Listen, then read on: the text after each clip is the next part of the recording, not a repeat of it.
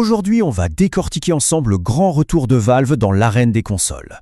On va voir comment leur nouvelle Steam Machine compte se faire une place face aux géants que sont Sony et Microsoft. Alors voilà, cette petite phrase, elle peut paraître simple comme ça, mais en réalité, tout est là-dedans. C'est pas juste du marketing, c'est vraiment toute la stratégie de Valve qui est résumée ici.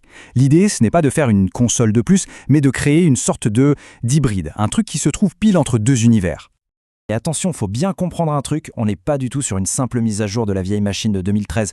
Non, là c'est une toute nouvelle approche. Et la grosse différence, c'est la base logicielle. Aujourd'hui, Valve a SteamOS et Proton, des outils qui ont fait leurs preuves. Franchement, le succès incroyable du Steam Deck, ça a complètement changé la donne. Ça a prouvé que leur vision, elle pouvait marcher. Bon, première grande question, la puissance. Comment cette nouvelle venue se compare-t-elle aux reines du marché, la PlayStation 5 et la Xbox Series X ? Oui, la question qui est sur toutes les lèvres, c'est bien sûr laquelle est la plus puissante. C'est le réflexe qu'on a tous. Mais, et c'est là que ça devient intéressant, si on creuse un peu, la réponse n'est vraiment pas celle qu'on imagine. Ce tableau, il est super parlant. On voit tout de suite qu'on a affaire à deux philosophies complètement différentes. D'un côté, la Steam Machine, avec une architecture plus récente, plus moderne, conçue pour être efficace, et de l'autre, les consoles qui utilisent des puces un peu plus anciennes, mais qu'elles poussent à fond en consommant beaucoup plus. C'est un choix de design vraiment fondamental. Et donc, le résultat de tout ça, le voilà, noir sur blanc. La Steam Machine est, techniquement, moins puissante. Mais c'est là qu'est tout le truc. Ce n'est pas un accident. Valve a fait ce choix en toute connaissance de cause.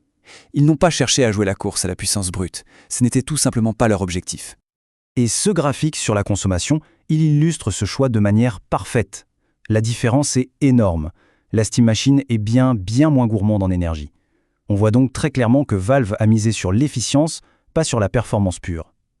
La grande question maintenant, c'est pourquoi ce choix ? La réponse à cette question, elle ne se trouve pas dans les fiches techniques, mais dans nos salons. C'est une question de design et de la place que ces objets prennent dans nos vies. 3,1 litres. C'est tout. C'est le volume total de la Steam Machine.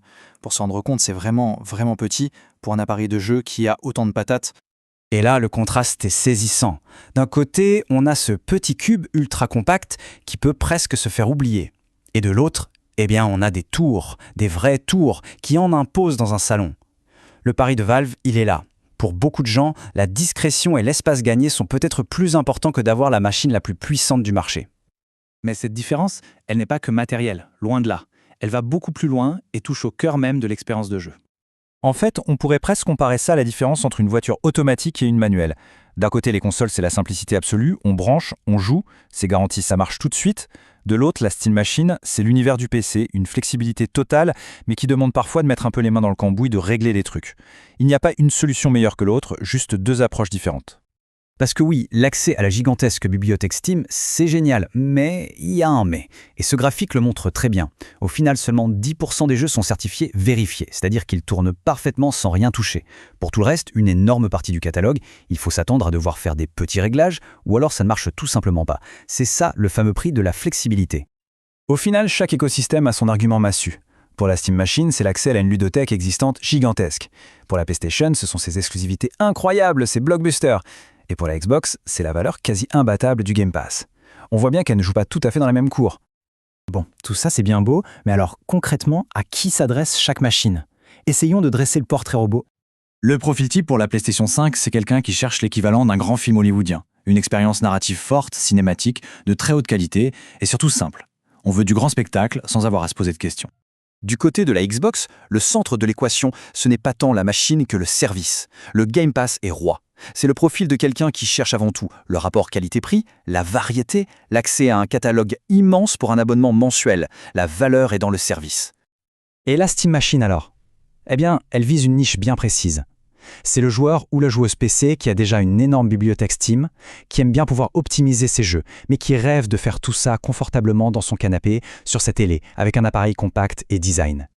Au final, le pari de Valve, c'est de nous forcer à réfléchir. La question n'est peut-être plus de savoir qui a la plus grosse puissance de calcul, mais qui occupe le plus intelligemment l'espace sous notre téléviseur. Finalement, qu'est-ce qui a le plus de valeur aujourd'hui ? La puissance pure ou l'intégration dans notre espace de vie ? Et ça, c'est une question qui pourrait bien redéfinir les règles du jeu pour les années à venir.